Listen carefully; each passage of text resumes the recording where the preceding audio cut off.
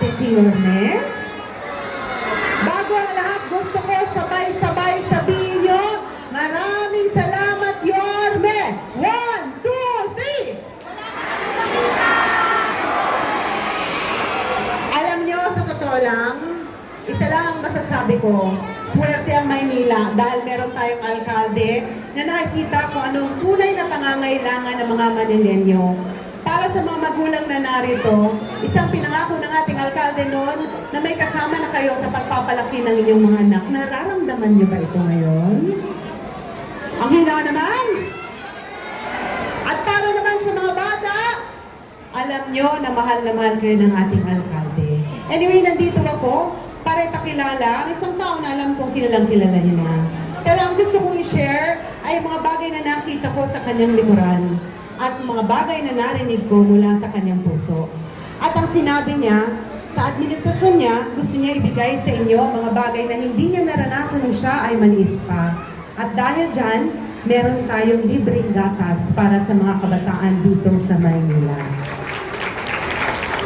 Kaya hindi ko nahahabaan ito dahil alam ko, narito ako para ibigay ang mikropono sa isang alkalde na alam kong regalo sa ating lahat dito sa Maynila.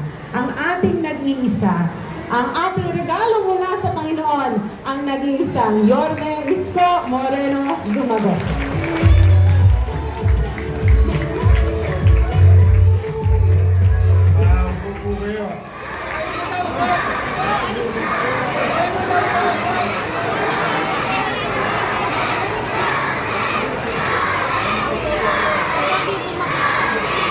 Maraming salamat, Vice Mayor.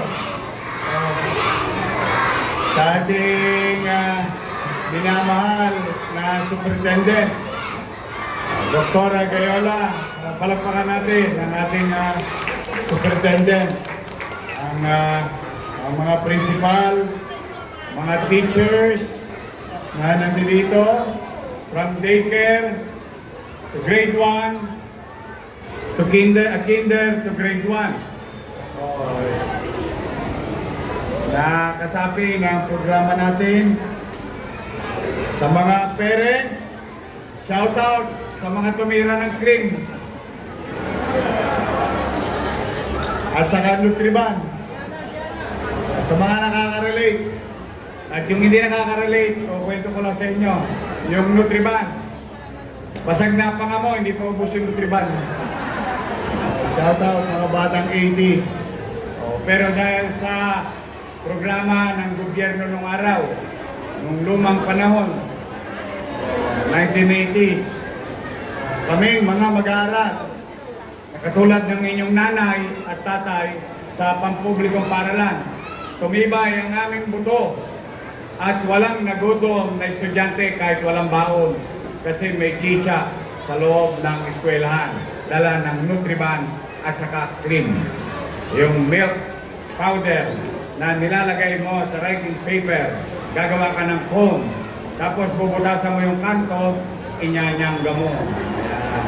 Kaya yung mga tatay ninyo, alam na alam yan, yung mga nanay ninyo.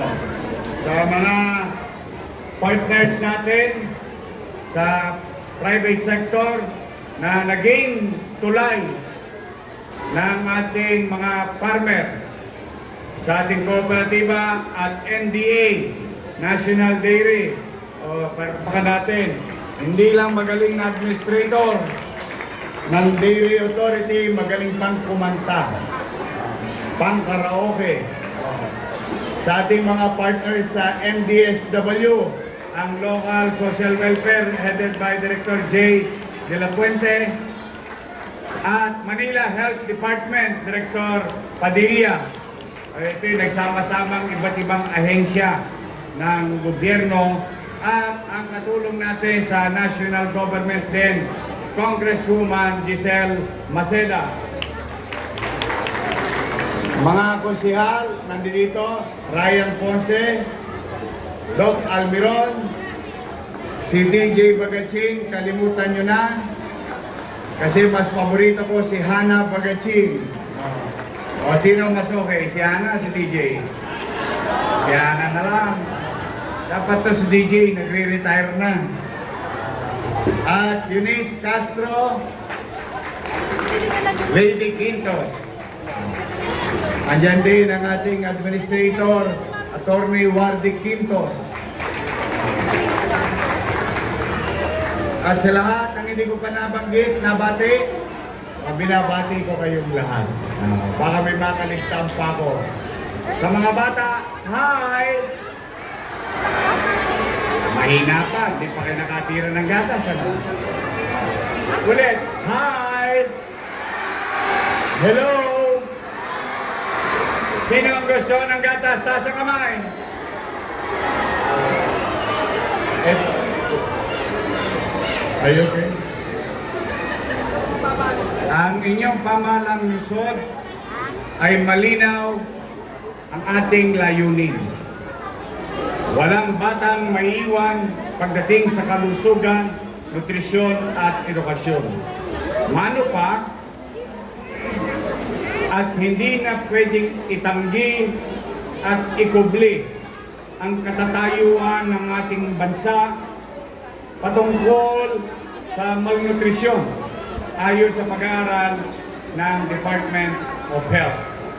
There is a great numbers of stunting in the country, and Manila is part of the country. The assumption is there is stunting and malnutrition in our city. So the best way to approach it is to confront it. Huwag nang ikubli, huwag nang itanggi, kaharapin natin, labanan natin. Bagamat limitado ang ating resources. Pero hindi yung pwede maging hadlang sa pamumuhunan para maging malusog ang inyong apo, masigla, at gumanda ang kutis. Kutis perlas kasi every other day merong gatas sa kanilang silid-aralan. Kaya hindi tayo titigil na patuloy na ipatupad ang nasimulan na nating Your Milk, na ngayon ay tatawagin natin Your Milk 2.0. Ibig sabihin, bago mag-aaral sa daycare, at yung mga nasa daycare, umakyat naman ng baitang, naging kinder, tuloy ang gatas nila. At grade 1 naman para sa ating mga bata sa lungsod ng Maynila. During the first launch of Your Milk, 21,000 plus. And I would like to give credit to MDSW, to our teachers, partners in ADA, NDA, and partners in private sector. Sapagkat mga nanay, mga tatay, hindi simple yung logistical challenge from the farm to packaging, then to delivery into their respective schools or daycare. Maraming salamat sa mga chairman. Palakpakan natin ang ating mga chairman. Through their cooperation, MDSW, Manila Health Department, private sectors, in synchrony, na perfect natin yung distribution ng maayos at episyente sa buong Maynila. Now, the next challenge is we are now escalating from 458 daycare centers, idadagdag na natin yung tinatawag nating big schools or regular schooling na. So, aakit na tayo sa kinder at grade 1. Ngayon, masaya ako, bagamat gipit, pero katulad ng isang ina, katulad ng isang ama, sa isang tahanan, na iraraos natin ang kalusugan o pangangalaga sa kalusugan ng ating mga anak. Kaya, mga nanay, mga tatay, mga lolo't lola na naghahatid, malamang kasi yung ating mga senior citizen nakikipag-agawan sa nanay at tatay na ihatid ang kanilang apo sa eskwelahan. Pumanatag kayo at patuloy at walang tigil tayong mamumuhunan sa isang polisiya programa ng inyong lungsod patungkol sa MBN, Minimum Basic Needs, housing, education, healthcare, and jobs. These are the 4 pillars of where our city resources will be invested. And today, that is the patuloy na pruweba ng inyong pamahalang lungsod na tugunan ang pangunahing pangangailangan ng ating mamamayan. Dahil dito, someday somehow, tataas ang antas ng pamumuhay sa lungsod ng Maynila. So sa mga bata, mga atabs, ready na ba kayo? Ready na? So sa ating mga teachers sa daycare, thank you very much sa inyo nung nakaraang programa natin. Sumaya ba yung mga bata? Sumigla? Mas madaling pumapasok? Oh yeah. Ayun no talaga naging epekto base sa impormasyon na kamit namin.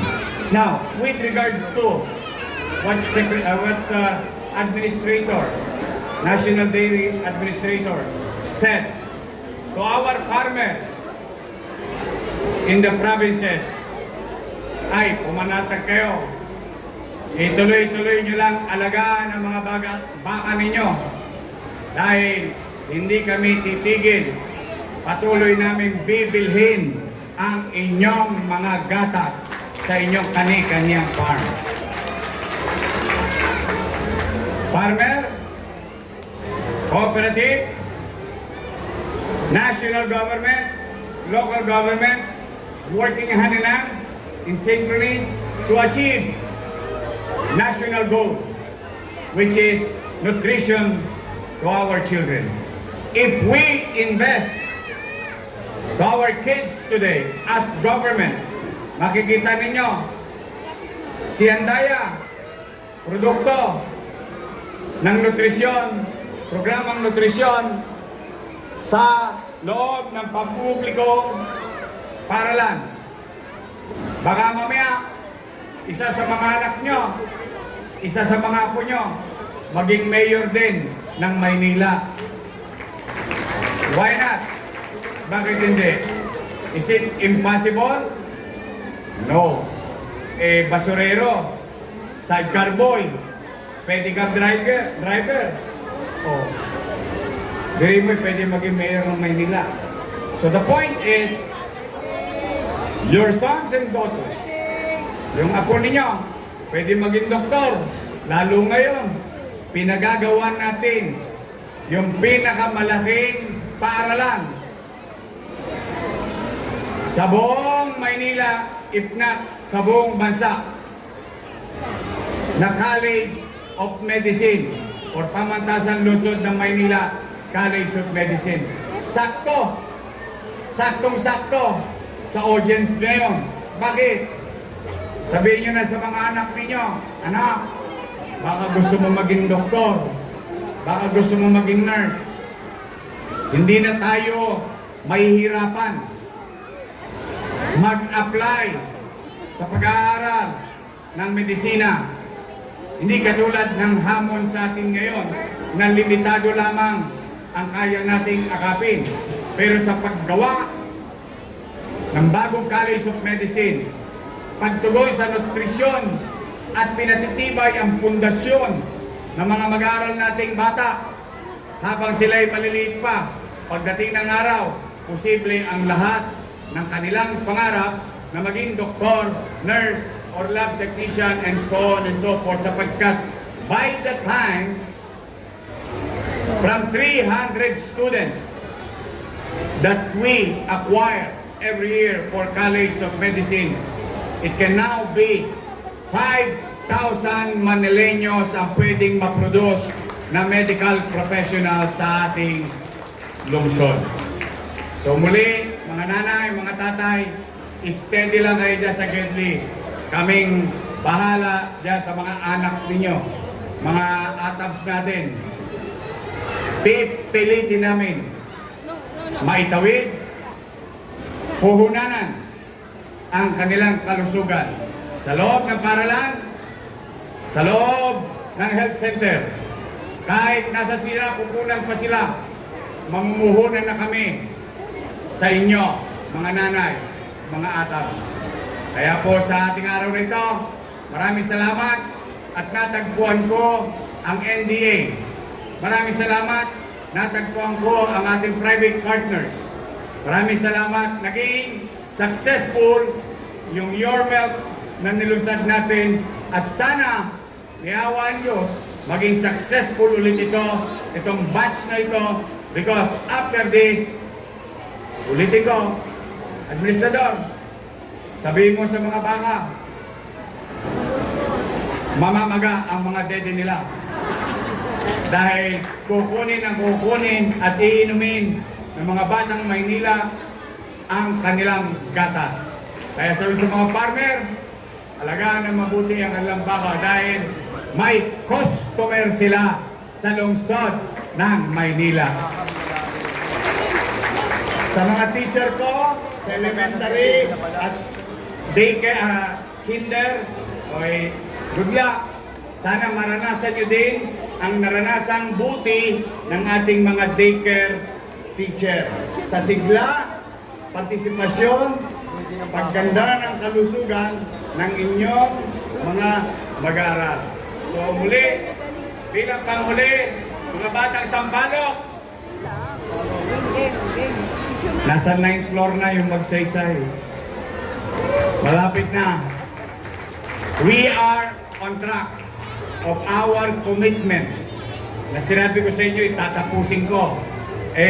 So far, we are on track. It's just an update because napabagay, nandito si Ma'am Gayola, nandito ang mga batang Sampaloc, at mga mag-aaral din, one way or another, ng Magsaysay High School.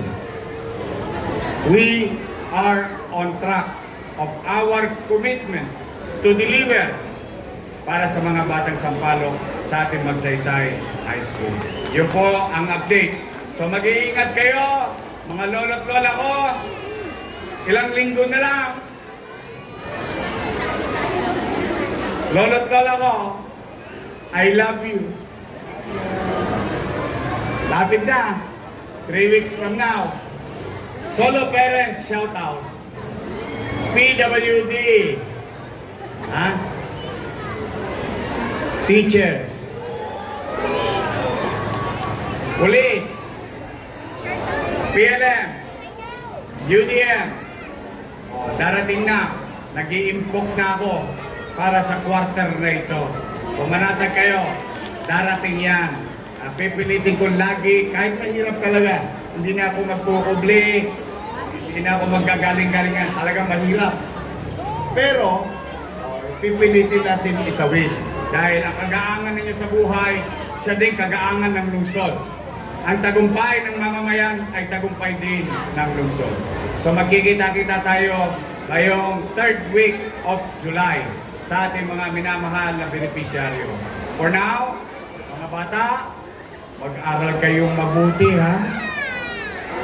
Sino gusto maging doktor? Mga bata, taas sa kamay. Engineer. Teacher. Nurse. Wow. Okay, so kailangan ngayon pa lang mag-aral kayo. Magandang umaga, mga bata, mga magulang. Masaya ako para sa inyo. Bawas na ang tosgas ninyo sa nutrisyon ng inyong anak. Sagot ng pamahalang lungsod ng Maynila. Hindi po, maraming salamat sa pagkakataon at pagpalain nawa kayo ng pong may kapal. Manila! God first. Thank you. Maraming